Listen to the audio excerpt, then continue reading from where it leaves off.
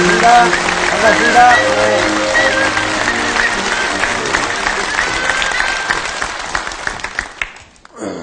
또 일주일 만에 그 정다운 얼굴을 이렇게 만나게 되니까 이제 너무 마음이 편합니다. 이제 광주 와서 강의하는 게 이렇게 어렵게 느끼질 않아요.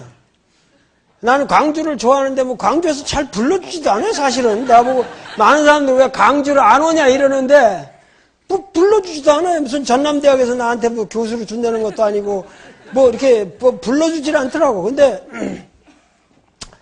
하여튼 광주는 지금부터 그야말로 그 문화 수도로서 우리 민족의 문화 수도로서 책정이 되었고 거기에 대해서 예산도 지금 책정이 돼 있고 어떻게 정말 광주를 우리 민족의 문화의 수도로 만드느냐 이거는 여러분들과 나의 손에 있는 겁니다. 우리가 같이 뭔가 정말 광주를 우리 민족의 문화 수도로 만들려면 우리는 과연 무엇을 해야 되냐 이것에서 내가 생각하기에 정말 우리 광주 사람들은 우리 광주의 역사를 알아야겠다. 그래서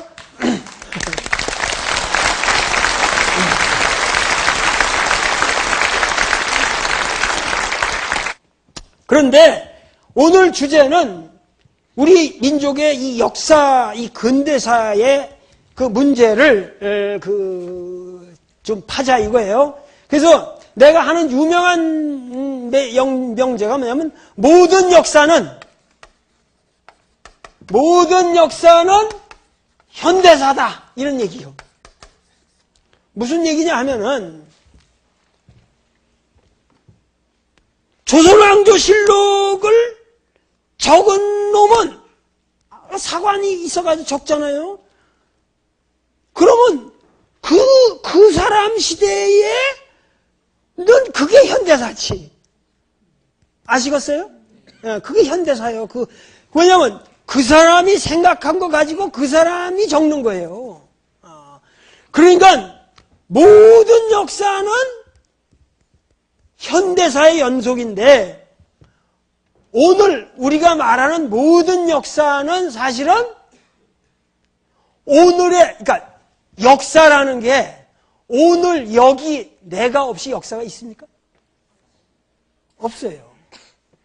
내가 단군의 역사를 쓴다 그래도 그 단군의 역사는 도올 김용옥이 쓴 도올 김용옥이 기술하고 해석하고 의미 부여를 한 단군의 역사지. 그게 단군의 시대의 역사인지 정말 어떻게 합니까? 그게 그건 고대사니까 네가 그런 말을 할지 모르지만은 현대사는 명백하게 우리가 다 아는 거 아니냐? 고대사는 네가 소설로 꾸며도 잘 몰라. 그렇잖아요? 단군이 있었는지 없었는지 그런데 그래서 여러분들이 현대사로 들어오면 더 확실할 것 같죠? 현대사는 소설이 더 심합니다. 단군의 역사보다 현대사가 구라가 더 심합니다.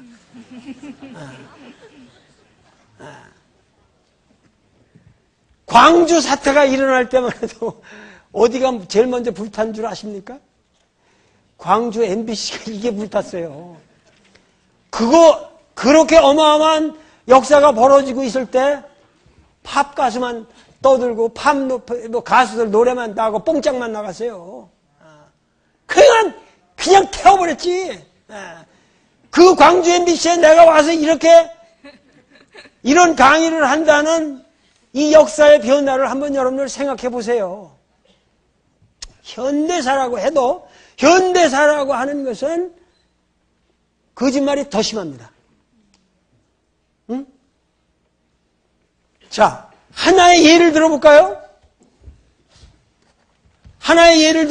아주 그냥 빨리 시작을 해야겠네. 1950년에 6월 며칠? 25일 새벽 4시에 한국전쟁이 발발했다. 사실입니까? 사실 아닙니까?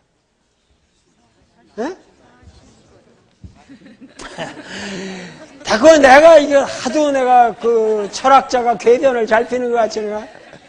근데 그게 사실일 것 같지만 사실이 아닐 수도 있어요. 그게 사실이 아닐 수도 있어요. 1950년 6월 25일 새벽 4시에 백령도 뭐 저쪽으로 해서부터 뭐 해가지고 어떻게 전쟁이 시작됐다. 사실일 것 같죠? 과연 한국전쟁이라는 건 뭐냐? 여기 이제 한국전쟁이 발발했다 그럴 때 한국전쟁이라는 게 뭐냐? 그때 발발한 것을 한국전쟁이라고 말할 수 있느냐? 자, 더 심하게 들어가면은 여러분들 생각해. 6.25 6월 25일 날 그러면 이게 전쟁이 일어났으면 어떻게 일어났냐? 이걸 기술해야 될 거 아니에요. 그럼 그때 나오는 게 무슨 말이에요? 북침이냐 남침이냐? 나오죠? 그러면 6월 25일 날 김일성이가 내려온 거예요? 이승만이가 쳐 올라간 거예요? 남침이냐 북침이냐? 이런 문제 가지고 한국전쟁을 말한다면 이 한국전쟁은 의미가 없다는 거예요. 내가 말하는 것은 고로 1950년 6월 20일 한국전쟁이 발발했다라는 얘기는 철학적으로 아무 의미가 없어요. 왜? 한국전쟁이라고 하는 것을 역사적으로 여러분들이 이해할 적에 6월 25일 날 한 시점에 일어난 것으로 얘기하면은 한국전쟁의 의미가 없어진다 그런 얘기예요. 그런 역사는 쓸 필요가 없어요. 그리고 남침이냐 북침이냐? 북침했을 것 같아요? 남침했을 것 같아요? 궁금한 문제죠. 그러나 이러한 문제에 대해서도 다각적인 공평한 접근이 필요합니다.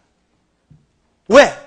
지금 옛날에는 중국이라든가 러시아의 스탈린 문서라든가 모태동 문서가 옛날에는 공개가 되질 않았어요. 근데 최근에 와서 그런 것이 다 공개가 됐습니다. 사볼 수가 있어요, 우리가. 카피를 떠다볼 수가 있거든요. 그래가지고 여러분들이 몰랐던 어마어마한 사실들이 지금 다 밝혀지고 있습니다. 이러한 것들이 우리 민중에게 아직 전달이 되고 있질 않아요. 자, 그러면 1950년 6월 25일 날 한국전쟁이 일어났냐 안 일어났냐의 문제는 나는 역사를 이렇게 봐서는 아니 된다는 거예요. 나는 한국전쟁을 얘기한다면 한국전쟁은 1945년 8월 15일 날 일어났다고 생각합니다.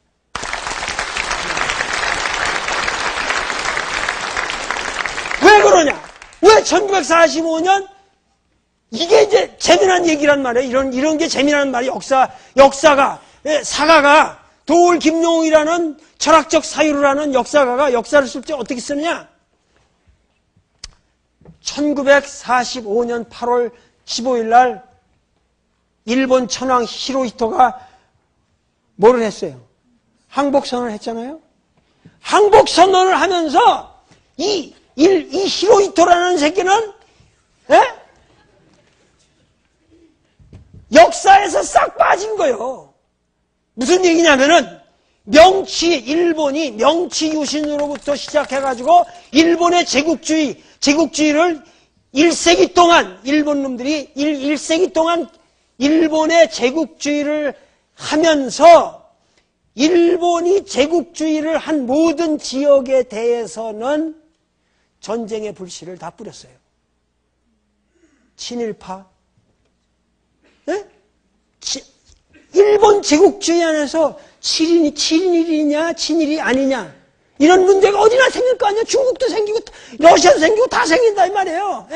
한국은 가장 참혹하게 당했고, 그러면 일본은 그리고 좌익이냐 우익이냐 이런 이념 대립의 모든 구조가 일본 놈들이 전부 1세기 동안 동아시아 국가에다 만들어 놓은 겁니다.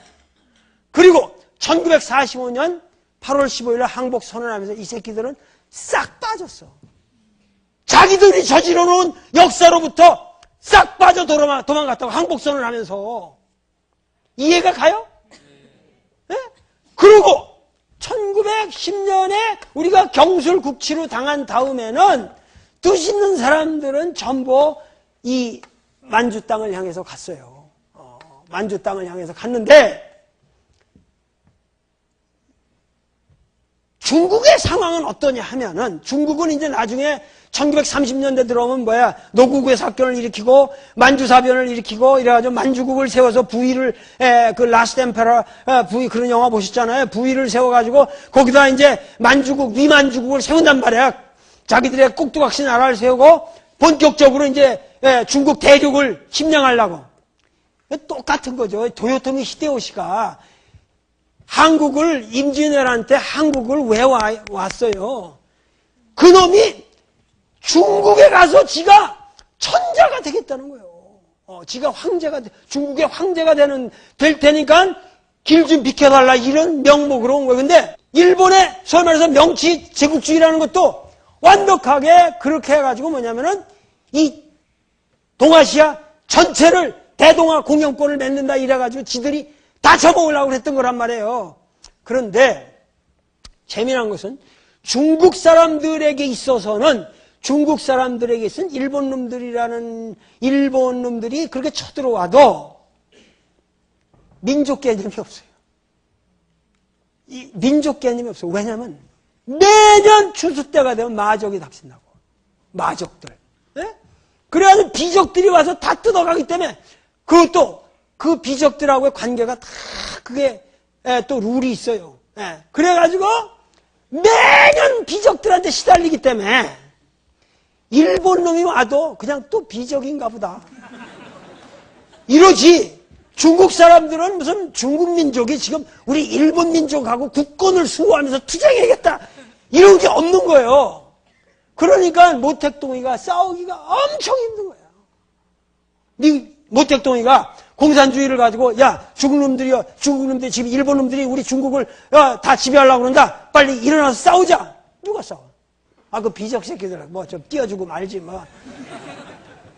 땅이 워낙 크니까. 그래서 소위 말해서 그 중국 사람들을 계몽해야 되겠는데 계몽시키려면 민족의식에 투철해야 되고 일본 말을 잘 해가지고 일본 말을 하면서 일본을 알고 그러면서도 중국말을 잘해야 되는데 그런 사람들이 중국 사람 중에 없었어요. 그런데 한국 사람들은 민족의식에 투철하고 일본 놈이라고 그냥 죽이고 싶어하는 거예요. 거기다가 일본말 잘하지, 한국말 잘하지, 중국말 잘하지. 평균적 한국 사람들이. 그러니까 여러분들이 아셔야 할 건 중국의 혁명은 누가 일으킨 줄 아십니까? 모택동이가 일으킨 게 아니에요. 한국 사람들이 만들어준 거예요. 이런 역사를 우리가 모릅니다. 여러분들 중국이 왜 그 6.25 때 중국이 그 일사후 때 기억하시잖아요. 중국놈들도 미쳤다고 지들의 100만 명의 어린애들을 지들의 후손을 한국에다 보내요? 우리는 인해전술로 와서 그 새끼들을 다 미국놈들이 이렇게 해가지고 했다고 그러지만 거기서 죽어간 중국 사람들은 불쌍하지 않냐고. 그런데 수양제가 고구려 파견한 사람보다 모택동이가 파견한 사람들이 더 많잖아요. 왜 그럴 수 있어요? 의리를 지켜야 되니까. 중국 혁명은 한국 사람들이 만들어줬다는 걸 모택동이가 아는 겁니다. 그렇기 때문에 그 은혜에 보답하기 위해서 북한이 이렇게 했을 때 보내는 거예요. 여기에는 아주 복잡한 얘기들이 있습니다. 제가 조금 이따 이거 시간이 가면 안 되는데 이거.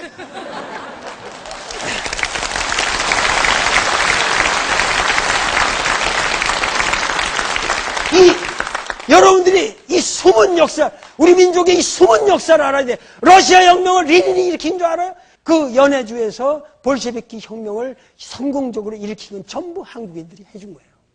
거기에 소위 말해서 우리나라 역사상 최초로 한국의 커뮤니스트, 한국의 의식적인 커뮤니스트고 레닌하고 같이 레닌을 도와가지고 저 우랄 산맥에서부터 쫙 연해주까지 이르는 모든 거기서 그 연설을 해가면서 한 사람이 바로 여자예요. 알렉산드라 스탄케비치라는 한국인 여성입니다. 예? 우리나라 공산주의 운동자에서 최초의 공산주의자는 알렉산드라 스탄케비치라는 여성입니다. 제 작품의 제5번째 주인공으로 나옵니다. 그러니까 러시아 혁명, 중국 혁명, 한국 사람들의 근대 민족의 순환이 없이는 이해가 안 됩니다. 이러한 민족의 순환은 우리 세계사를 바꿔갔어요. 그것이 일본 놈들이 우리나라를 그렇게 점령하고 짓밟은 동안에 우리 민중은 깨어간 겁니다. 일본 놈들은 수탈하고 짓밟고 남을 억압할 때 우리는 인권이 무엇인가를 알았고 민족이 무엇인가를 알았고 국가를 어떻게 지켜야 한다는 것을 투철한 의식을 가지고 싸워나간 겁니다. 아시겠어요?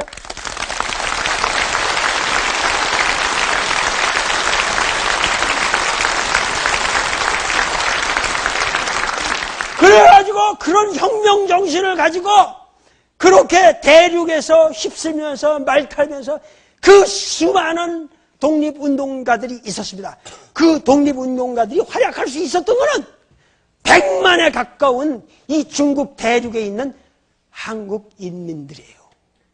그 일본군이 가장 두려워했던 이름이 홍범도입니다. 홍범도라는 인물인데 저 삼수갑산 저 북청에서 활약한 사람이에요. 그 부인이 북청 여자라서 그쪽에서는 원래 이 사람은 평양 사람이에요. 그런데 이런 그 홍범도 부대 같은 것도 뭐냐면은 그 나타나면 그냥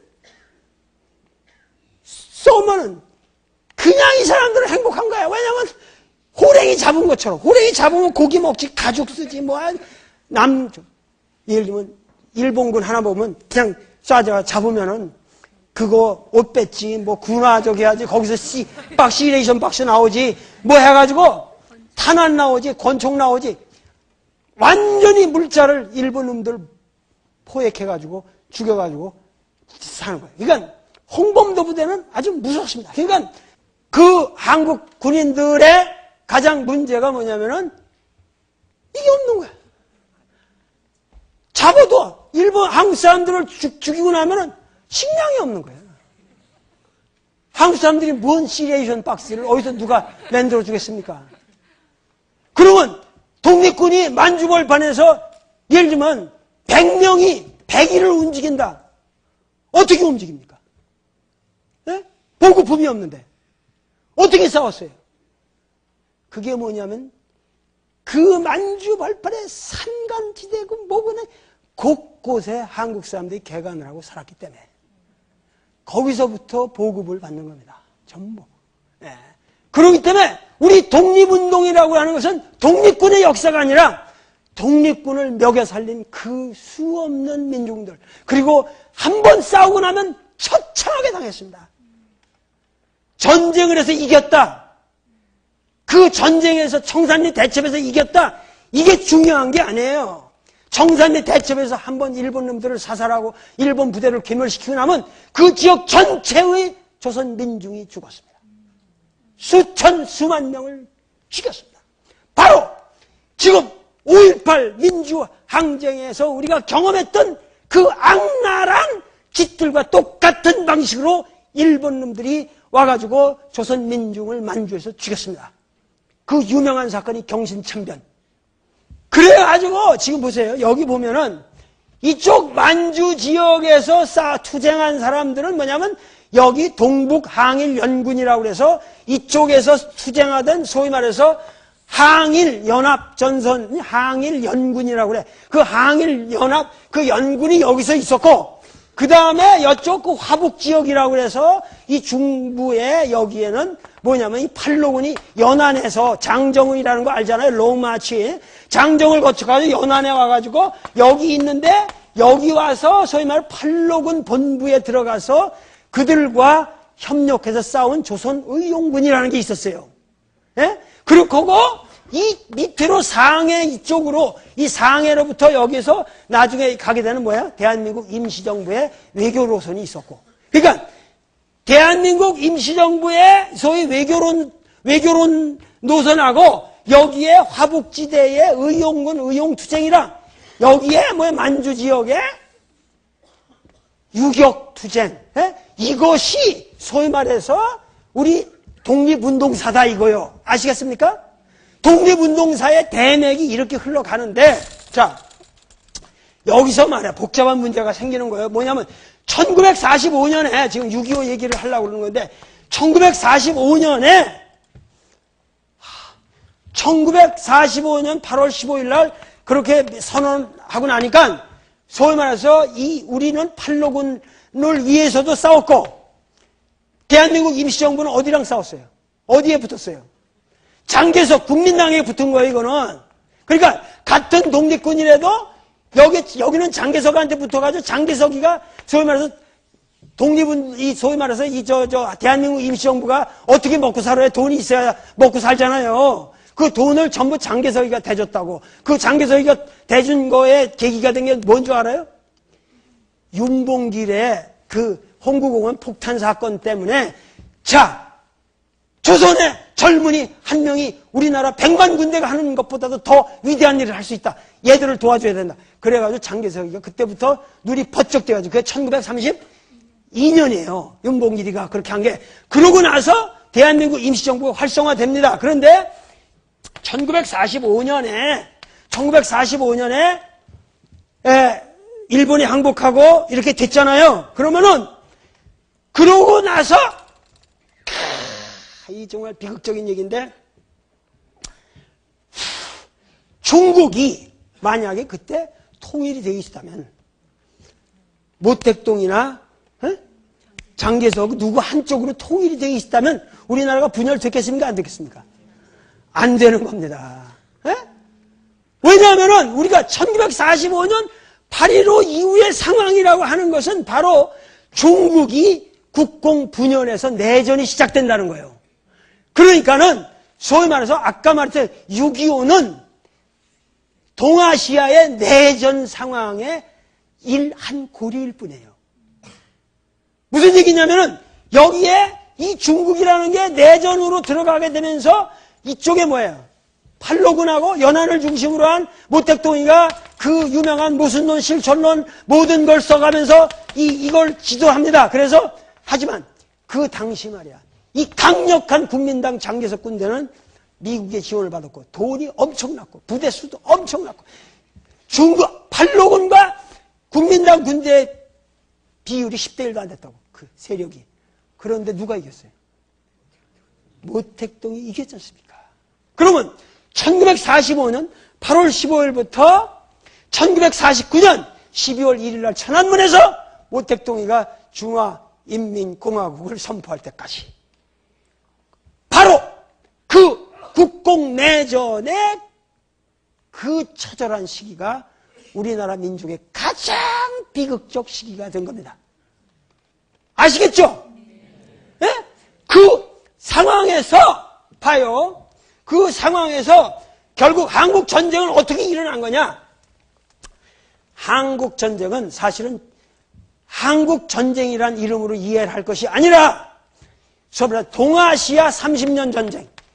동아시아 30년 전쟁. 그게 뭐냐면 1945년 8월 15일부터 1975년 미국이 월남에서 물러날 때까지 동아시아는 뭐냐면 일본이 지배했던 지역의 전체가 전쟁에 휩싸인 거예요.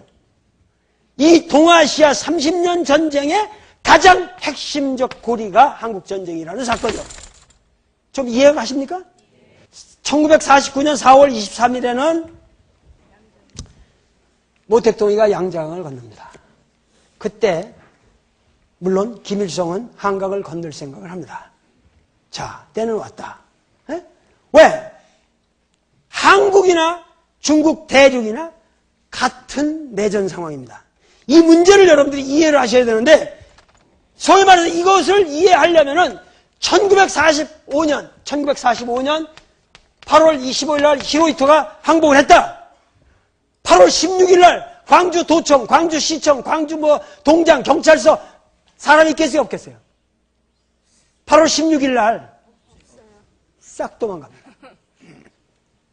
일본 일제시대 때 해먹었던 새끼가 지금 일본이 망했는데 16일 날 출근하겠어요? 네?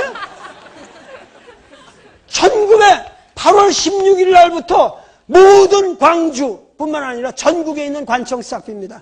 나라가 텅 비죠. 당연하게 이해가 되시죠? 되면은 어차피 광주 꽃윤이라는 거 기억하시죠? 여러분들 1950년 5월 21일부터는 벌써 우리가 22일부터는 완전히 자치위원회가 성립돼가지고 뭐냐면 우리 스스로 질서를 지키자. 그렇게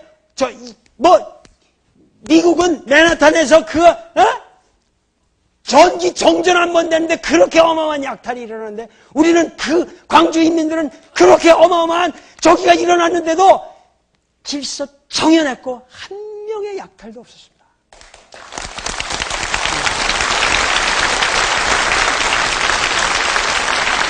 이게 몇천 년을 축적해온 호남인들의 저력이라고. 이게 마찬가지로 1945년 8월 16일부터 우리나라는 자치에 들어간다. 그런 자치, 껌윤에 들어간다고. 우리 스스로가 그거를 갖다가 각 모든 우리 조선 전토가 인민위원회라는 것으로 조직이 됩니다. 인민들이 있어요. 그거는 인민위원회라는데, 그러면 여러분들을 지금 인민이라는 말을 역사에서 지금 공산당 저쪽이랑 가서 해는데 그게 잘못이란 말이에요. 그게 아니라 인민위원회라는 그냥 사람들이, 백성들이 스스로 자치를 담당해야 되니까. 치안을 담당하고 뭐 하니까 인민위원회라는 게 조직이 돼요. 8월 16일부터. 그리고 그거를 통합했던 것이 뭐냐면 일시적으로 얘기하지만 그게 여운형의 건준 조직이랑 연결이 되는 거예요.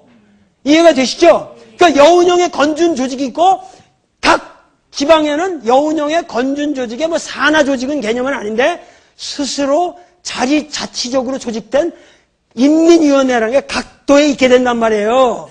그러니까 광주도 인민위원회가 8월 30일 날 결성이 돼요. 좀 늦게 됐어요. 광주도. 예? 그러고서 하는데 이 개새끼들이 뭐냐면 미국 놈들이 언제 들어오냐면 9월 8일인가? 미국은 애초에 말이죠. 한국이 이렇게 이제 일본이 항복하고 나가잖아요. 그러면 에치슨 라인 이런 거 기억하시죠? 여기다 방위선도 뺐고 뭐하고 관심이 없었어요. 그리고 무시했어요. 무지막지했어요. 이 미국은 한국이라는 나라가 어떤 나라인지 전혀 몰랐어요. 공부도 안 했고 몰랐다고.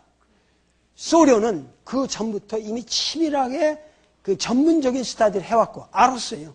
그리고 보낸 사람도 스티코프라고 해서 아주 전문가가 갑니다.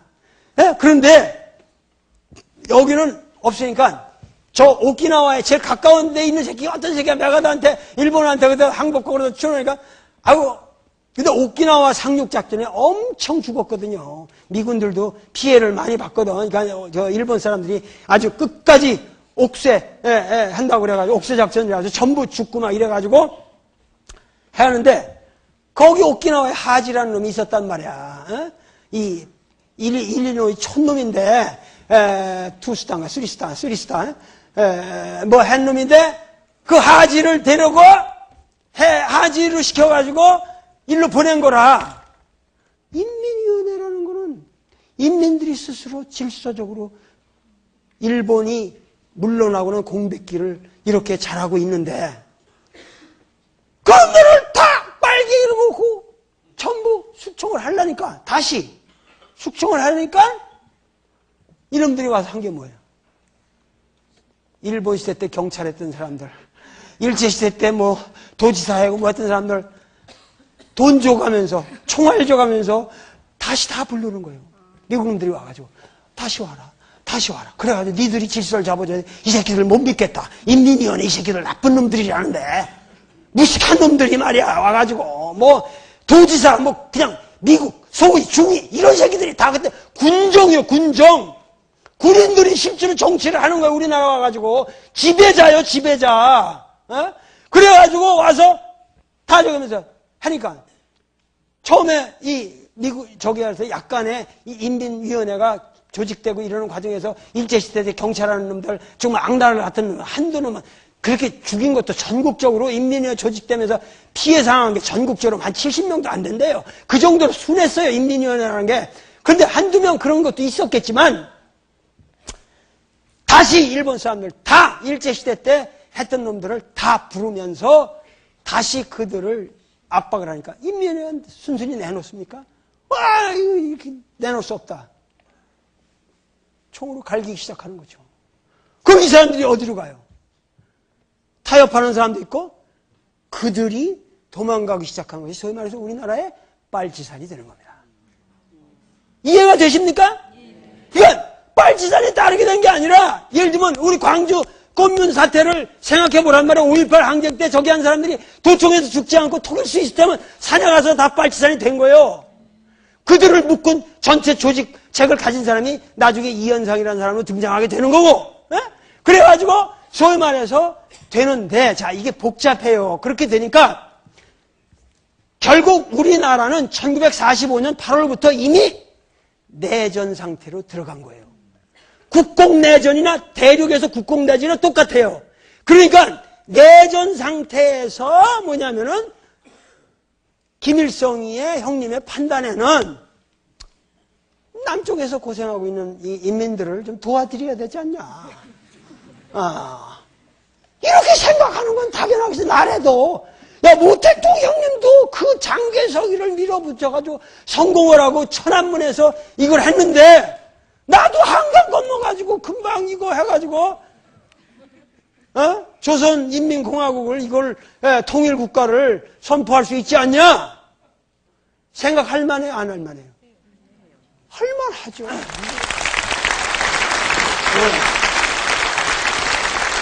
문제는, 자 보세요. 문제는 여기에서 대륙에서 모택동과 같이 활약한 중국 소위 말해서 그러니까 조선의용군 부대는 이 팔로군 내에서도 엄청 중요한 부대였어요. 전위부대고 선전부대였어요. 그리고 끝까지 살아남았는데 소위 말해서 해방 이후에도 저희 국공투쟁에서 계속 싸우게 되죠.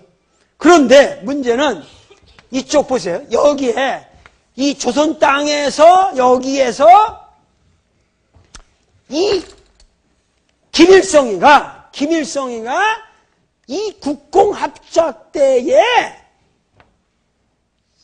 상당한 몇만 명, 소위 1947년 봄부터는 3, 4만 명의 부대를 일로 보내요.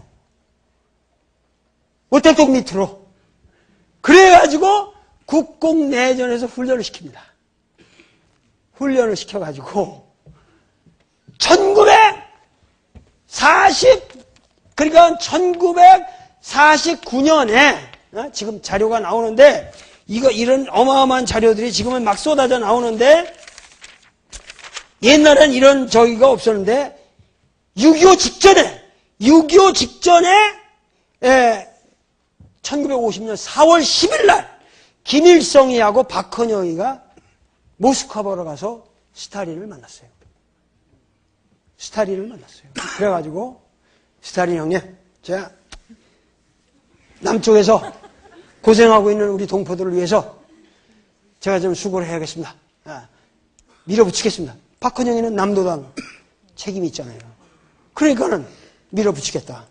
그 스타린이 뭐 좋긴 좋은데 우리 소련은 그거 직접 지원하기가 미국 눈치도 그렇고 여러 가지가 니들 여태까지 우리가 잘 지원해 줬는데 그거 어렵다. 그런데 결국 직접적으로 니들을 도울 수 있는 거는 모택동 형님이니까 내가 걔한테 쪽지를 보낼 테니까 빨리 거기를 가봐라. 지금 그 내용이 그대로 나와요. 지금 사실이에요. 그래가지고 박헌영과 김일성이가 다시 왔다가 1950년 5월 13일 저녁에 모택동이한테 다시 가요. 그때 모택동이한테서는 스탈린으로부터 쪽지가 와 있었어요. 내가 얘들을 이렇게 하라고 허락을 했다. 왜냐하면 그때는 꼬민때는 체제였기 때문에 모택동도 스탈린 눈치를 봐야 돼요. 그때 국제공산주의 운동이 하나로 통해 있었으니까. 그래 가가지고 스탈린이 모택동한테 쪽지를 보내줬고 김일성하고 박헌영은 5월 13일 저녁에 모택동을 만나요. 그래가지고 이거 해야 됩니다. 그러니까 모택동이가 좋다. 결국 조선인민의 혁명적 저기는 무력 항쟁밖에 없다. 니들이 여태까지 그렇게 싸워갖고 되냐. 그러니까 좋다. 밀어붙여라. 내가 뒤에서 후원하겠다. 확약을 받습니다. 그러니까 그러고 1950년 5월 16일 날 귀국을 하고 바로 돌아와서 조선인민군을 칠사하는 체제로 편제를 하고, 그때 소위 말해서 여러분들이 아셔야 될 거는 1940 소위 말해서 9년부터 50년 사이에 중국에서 활약하던 조선의용군이 자그만치 몇 기에 나뉘어서 10만 명이 돌아옵니다. 아시겠습니까? 그러니까 6.25 사변을 우리가 얘기를 한다면, 6.25 한국전쟁을 얘기를 한다면, 한국전쟁을 일으킨 사람들은 그 조선 서울까지 단숨에 밀고 내려온 사람들은 북한에 있던 인민군 부대가 아니에요. 그것은 중국 내전에서 갈고 그 역량을 닦았던 조선의용군 10만 명이 나온 겁니다. 방호산 부대, 이 모든 사람들이 그 사람들이 밀고 내려온 거예요. 그러니까 남침은 확실하죠. 그러나 남침이라고 그래서 그 남침이라는 말로 표현할 수가 없다는 거예요, 나는. 왜냐하면은 이미 그 남침을 유도한 구조적인 남한 사회의 구조가 있었으니까. 그 구조의 장본에는 뭐냐? 최일 원흉은 일본 개새끼들이고, 그 다음 둘째법 원흉은 미국 놈들이죠.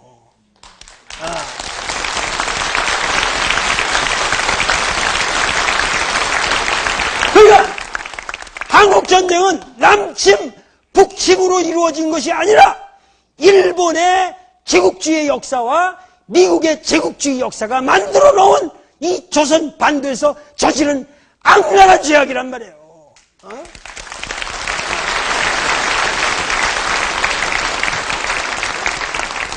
내 말이 틀려요? 내 말이 틀려요? 그러니까 이러한 비극 속에 우리 민족은 북한, 남한 이렇게 해가지고 동족 상잔의 이런 비극을 거치지 않습니까? 그거 생각해보라고. 이 중국 대륙에서 싸우던 이런 가슴 통탄한 일이냐 말이야. 이 대륙에서 싸우던 우리 그 조선 독립군들이 또다시 뭐냐면은 이 광복군들은 우리 국군으로 들어가고, 인민군은 같은 동지들이 일본을 향해서 우리가 그 36년 동안 그렇게 피눈물 나는 노력을 기울이고 그 외적 일본을 향해서 싸웠던 우리 민족들이, 그 독립혁명 동지들이 바로 자기네 독립돼 해방된 조국의 땅에서 서로 죽이는 그런 비극이, 이 빌어먹을 6.25란 말이야. 이런 빌어먹으려면.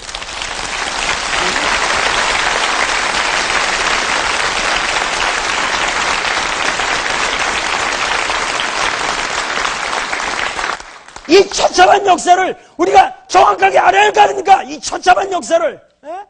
지금 광주 민중항쟁이 왜 일어났는가? 바로 이 처참한 역사가 반복되어서 일어나는 그 사건이 계속 일어나는 거란 말이에요. 무슨 얘기냐면은 우리의 찬란한 독립운동사의 결말이 이렇게 참혹한 동족 상잔의 비극으로 끝나고 말았고, 그렇기 때문에 우리는, 조선의 민족들은 6.25 이전의 역사를 생각하기 싫어하는 겁니다. 조선 독립운동에서 누가 어떤 공을 세웠든지 간에 그들의 역사의 도덕성이 우리에게 전달이 안 되는 거예요. 왜? 다 잘못한 거예요. 이승만도 정말 천하에 죽일 놈이고, 김일성도 오판을 해도 한참 오판했고, 도대체 여순산 승전 사건이 뭐냐? 소위 말해서 이쪽 아까 말한 인민위원회가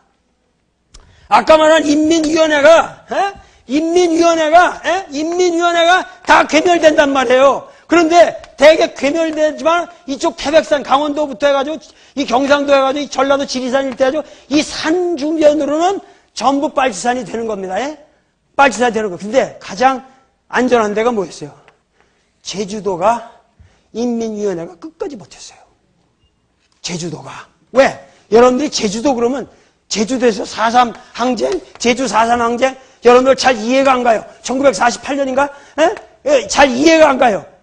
제주도가 소위 말해서 이 사람들이 대거 일제시대 때 다 일본을 갔던 사람들이고, 해방이 되니까 다 돌았죠. 가장 깨인 지식인들이 많았습니다. 일본에서 공부했고, 일본에서 노동하고, 일본에서 탄광하면서 거기서 노동운동했고, 그렇기 때문에 제주도가 그 당시 우리나라에서 가장 깨인 나라였어요. 깨인 동네였어요. 그리고 지리적으로 미 군정의 직접적인 지배를 안 받았어요. 그러니까 여기서는 뭐냐면 지방위원회가 끝까지 버텼다고. 그러니까는 뭐냐면 서북 청년단을 보내가지고 여기서 북한에서 내려온 이 개 같은 이 서북 청년단 새끼를 다 보내가지고 죽이고 저기를 하니까 반발하는 거예요.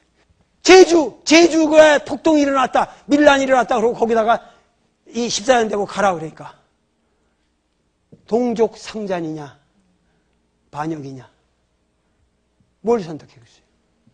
동족 상잔보다는 반역이 낫다. 그러고 반란을 일으키는 거죠. 그리고 그 반란은 단순한 제주 그 밀란에 대한 그 진압 과정에서 생긴 게 아니에요.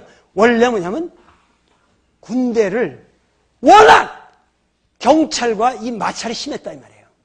여수 지역의 그 경찰이라고 하는 새끼들이 전부 일제시대 때 특고 이 개새끼들이 아니에요 그게. 그 당시 전부 일본 경찰이란 말이에요 그게. 일제시대 하는 놈이니까 일본 경찰들이 전부 국내 치안에 주도권을 잡고 군인들을 그냥 푸대접하고 그냥 보는 데서 뭐 그냥 막 군합발 지르고 막 이러면서 행패를 부리니까 거기서 경찰하고 이 마찰이 있었어요. 그런 등등의 문제로 인해서 뒤집어지는 거예요. 그러면서 그 어마어마한 그 좌익 세력이 군대 내에 있다는 사실을 알게 되죠. 그걸 본 사람이 누군 줄 아십니까? 바로 박정희입니다. 박정희가 바로 그 당시 우리나라 군대 내에서 중요한 남노당 포스트를 가지고 있던 사람이에요. 그래가지고 저는 1963년 윤모선이랑 선거할 때 동아일보 호해가 뭐가 나왔어요?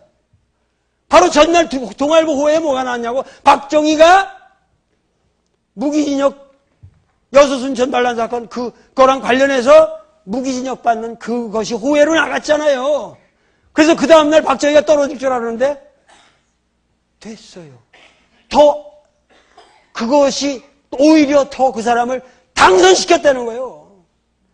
우리나라 역사가 간단하지 않아요. 나 이런 거를 텔레비에서 이런 것까지 얘기해야 할지 안 할지는 모르지만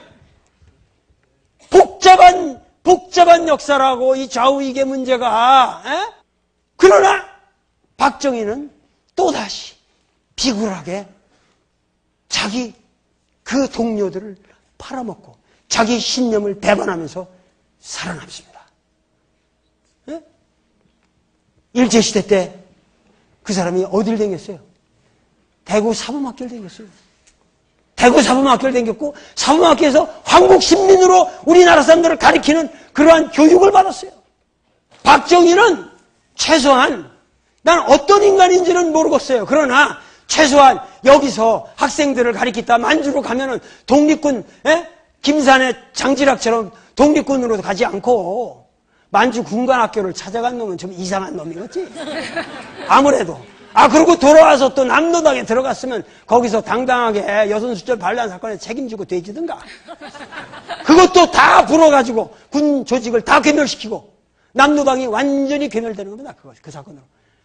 그 사건을 주도한 게 그때 그걸 적용해 백선엽이라는 사람이에요. 백선엽. 그래가지고 그렇게 해가지고 살아남았고 그러고 나서 그 혁명을 또다시 일으켰지 않습니까? 혁명을 일으켰을 때 미국은 전부 박정희를 커뮤니스트로 찍었어요. 이거 문제가 있다. 그래서 북에서 또 김일성 형님을 보고 우리 저 친구 박상희 다 우리 친구 동생이 됐잖아. 그래서 내려보낸 게 누구예요? 황태성 간첩입니다. 그 사람하고 누구야? 지금 박상희의 딸이 누구예요? 김종필 부인 아니에요. 그럼에도 불구하고 끊임없이 자기 배반을 했고 그러면서 일본의 이러한 일본 군관학교 이런 거 했던 사람, 그냥 얘기 말마다 일본말이 튀어나오고 일본 군가가 튀어나오고 한국 신민의 위대한 덕성을 찬양했던 사람, 그 사람을 아버지라고 받들고 국보위를 만들기 위해서 광주 인민을 학살하였던 사람, 그 사람이 누굽니까? 전두환 찢어주게라는 말이,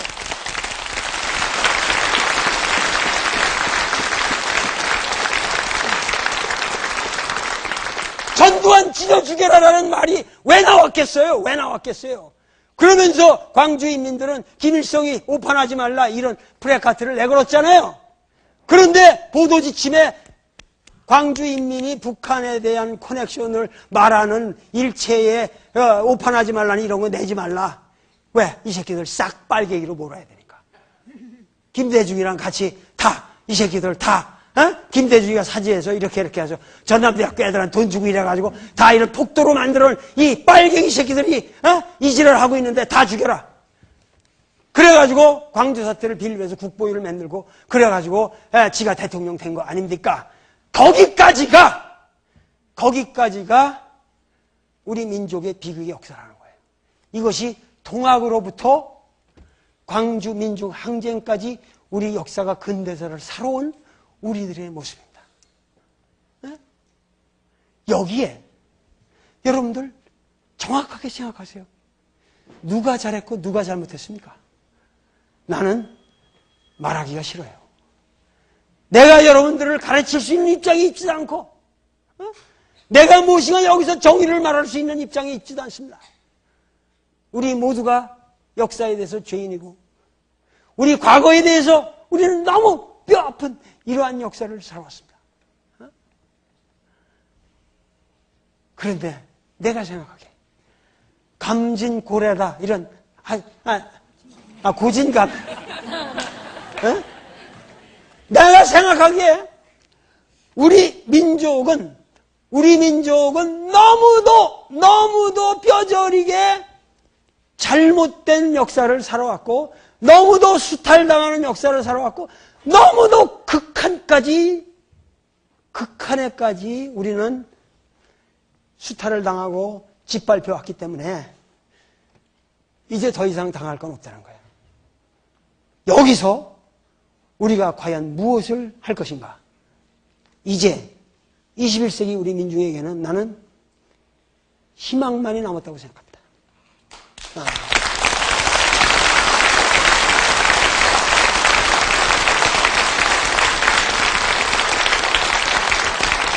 앞으로 여러분들이 올바른 의식을 가지고 올바른 역사관을 가지고 우리의 후손들에게 바른 가치관을 전하고 끊임없이 이러한 이야기를 전하고 우리 역사를 바르게 인식함으로써 많이 우리의 미래가 열릴 수가 있습니다. 그런데 우리는 여태까지 이렇게 역사를 전체적으로 포괄적으로 보지를 못했어요. 이제부터는 우리가 이렇게 새로운 역사적 비전을 가지고 우리의 미래를 만들어 가야 한다고 믿고 있고 여러분들은 분명히 그러한 역사를 만들어 가는데 이 빛 고울 광주의 사람들은 우리 민족의 빛이 되리라고 믿습니다. 감사합니다.